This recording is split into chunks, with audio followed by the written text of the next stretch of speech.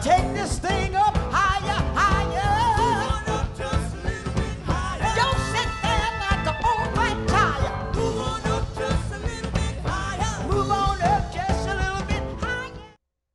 As the Community Music Center of Houston celebrate Women's Month, I'm honored to have been asked to speak about my experience in music and contributions, just to enlighten and encourage others that are, as I was, completely engrossed in music throughout my life. Of course, I'll start at the beginning. I was born in Houston, Texas. I was a part of the Houston Independent School District. I graduated from Kirshner High School, where I had the great opportunity to nurture that desire I had of music under the tutelage of Miss Mary Roby. I was a member of the all-girls choir, and we had a great opportunity in having our band director as Conrad Johnson, whereas we got a chance to participate in live music performances. And that just really, really gave me an itch that I could not scratch until I became a total part of the music community. I went to Texas Southern University. There, I went on to be auditioned for and be a part of the American National Touring Company as they did the Jesus Christ Superstar production. And I toured with them for over a year. I came back to TSU and studied under Dr. Howard Harris. He would always include me in whatever musical places where he knew that I had a niche. And from there, my schooling. It's very important to study what you're interested in. And even though I jumped off immediately into performance with Jesus Christ Superstar, I found out that I needed to grow more, and so I changed my major from psychology to music. And I went on to study at the Metropolitan State University in Denver, Colorado, where I studied music and communications. From Denver, Colorado, I moved on in many directions. I want to just say take you back to 1975, my first big professional home show at the Houston Astrodome, whereas the city of Houston was asked to present a female local group and a male local group to open the Cool Jazz Festival for that year. And at that time, I was working with a wonderful group of girls called Wild Honey. And we were chosen to be the girl group. And I got chosen to lead the only song. We had one song that we were going to do, and they asked me to do.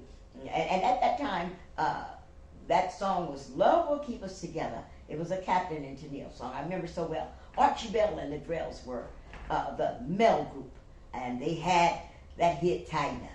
And we went on, and not only did I spring from that, and that was definitely a springboard to catapult me into just going on further. I went on to be at the Push Expo, where I met the great Buddy Miles, and went on from there to meet many other artists in the industry, Richard Pryor, and just meeting people that were in the industry and learning about the business. Very important. Learn about the business that you are interested in, because if you want it to pay you, you've got to pay your dues. So what we want to do is continue to the year of 1979, when I was added to one of the world's most renowned rock bands. At the time they called them rock band, but this is just a group that was full of music, all around music. It did not exclude, it was inclusive to all music. And they played jazz, they played blues, they did rock and rhythm and blues, and that group was War. And the group War came from the California, West Coast area. But they were discovered by an English bluesman by the name of Eric Burdon. And he come out of a great group of the Animals out of England. And it became Eric Burdon and War. And their big hit was Spill the Wine. But they had been making beautiful music all across the charts for 10 years. And in celebration of their second decade of recording, I never will forget Harold Brown. He's one of the managers of the group, and he had a song that was on his mind, and he knew that I had gospel roots, and that's a good thing, because I never leave my beginnings, and that's definitely in the church house. And I'm so wonderfully blessed, and I glorify the Creator for putting me on the path of music. He needed a gospel feel in a certain song that they were doing called Coins and Calluses. And they say, "Fine Tweed." I was living in Denver at that time, and I'd been a big fan of War wherever they were. They say, "Tweed, we're here. Come on, let's."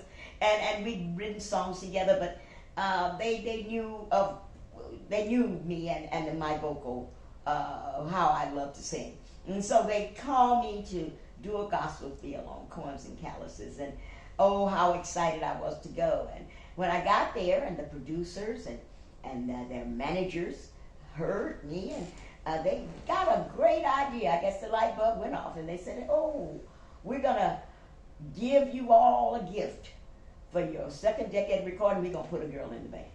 And there I was that girl. And oh, what a blessing for my career that they felt enough confidence in me to put me on a worldwide, I should say international stage, because we didn't just, they were already flying, and they just reached out and grabbed me and took me for a ride. And I was contracted to do the Music Band series of albums, Music Band 1, Music Band 2, the best of the Music Band, and the Music Band Live, on the MCA label. War Celebration, second decade celebration. But we continued our friendship, and most definitely to today. But while I was in California, I had the great opportunity, after War pulled me into the limelight of being on the Soul Train and the American Bandstand and the Don Kirshner rock concerts and the Soupy Selch, all of the big plays, and taking me across the world on stage. And when we were down, we were still working. We were recording and rehearsing, and still meeting me. I was still reaching out and meeting wonderful people. And one of the great people that I was introduced to by War was the great Mr. Bobby Womack. He and I just clicked so wonderfully, because we were recording in the same studio in Burbank, California, and Magic Wand Studios out of Burbank, California. And he heard me, and I was so excited that he was there. And he said, "I got something you need to do." He had just come off of tour with the Rolling Stones.